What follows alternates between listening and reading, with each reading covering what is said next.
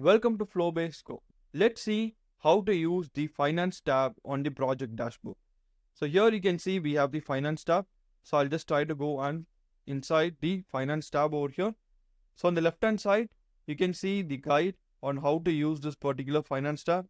And then here you can see you have the shortcuts like to go back to home and then allocate budget for a particular project. Then on the center, you can see you have the budget spent recently. So whatever budget has been spent for a project recently, you'll be able to see it.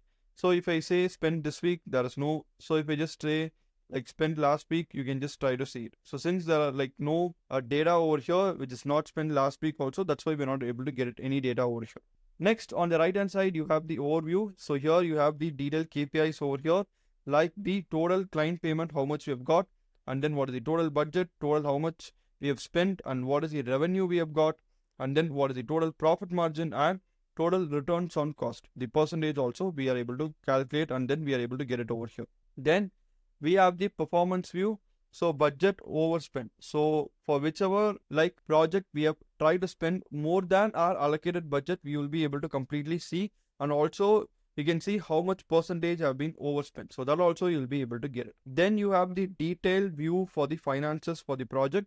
So you have the all budget complete for all the project, you'll be able to completely see it.